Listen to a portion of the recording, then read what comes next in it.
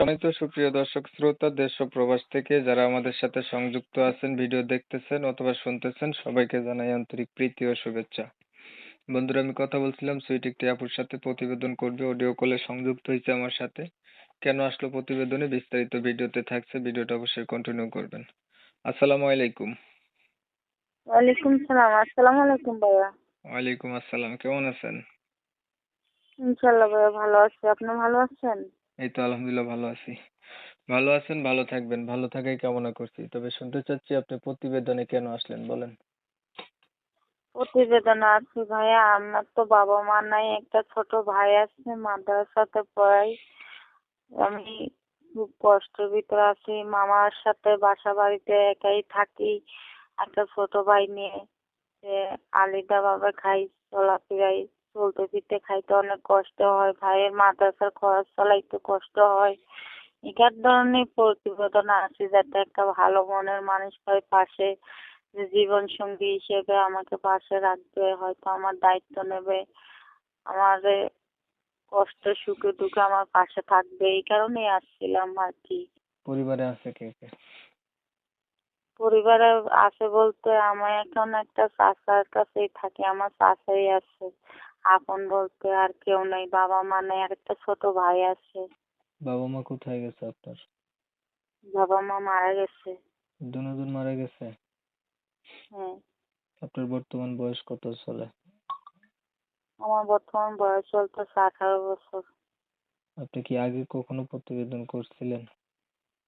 না, আমি কখনো প্রতিবেদনে আসি নাই, তবে লোকের মুখে শুনে আমি প্রতিবেদন আসছি, যে এরকম শুনছি অনেকেই এরকম প্রতিবেদন আসে, ভালো মনের মানুষ পাইছে, হয়তো সহযোগিতা পাইছে, পাশে একজন না একজন ভালো মানুষ জীবন সঙ্গী হিসেবে পাইছে, এই কারণেই আসছি।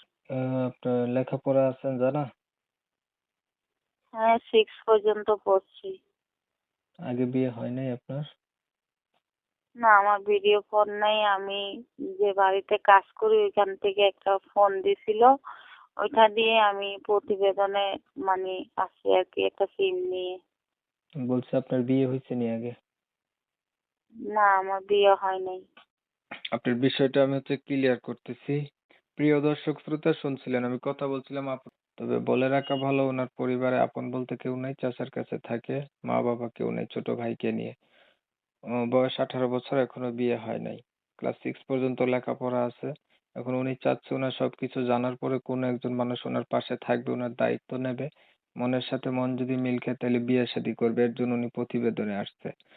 ধরেন মানুষ একটা পাইলেন, বাট মানুষটার বয়স বেশি হলো, দেখতে কালো হলো, আগে বিয়ে করছে, এমন হইলো, তখন আপনি কি করবেন? যদি মনের সাথে মনের মিল থাকে, সে বয়স্ক হোক কিংবা সে বিবাহিত হোক, সাথে কোনো সমস্যা নাই।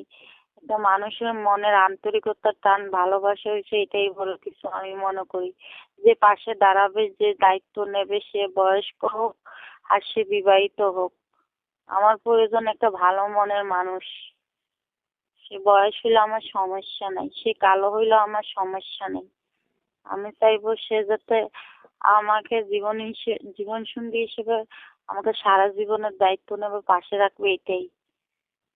আচ্ছা, আগে কখনো প্রতিবেদন করেন নাই আপনি?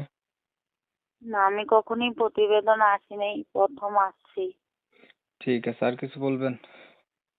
না ভাই, আর কিছু বলবো না। ভালো থাকবেন। দর্শক শ্রোতা, সময়ের কথা শুনে যাদের কাছে ভালো লাগছে, ভালো পাইছেন, কথা বলতে চান, যোগাযোগ করতে চান, করতে পারেন। ভিডিওটা ভালো লাগলে একটা লাইক দিবেন, শেয়ার দিবেন, ইমো মেসেঞ্জারে ছড়াই দিবেন, আপনাদের মতামতগুলো কমেন্টে জানিয়ে দিবেন। চ্যানেল ভালো লাগলে সরাসরি সাবস্ক্রাইব করে রাখবেন। অনেক সময় নিয়ে ভিডিও দেখছেন, ধন্যবাদ সবাইকে। সবাই ভালো থাকবেন, সুস্থ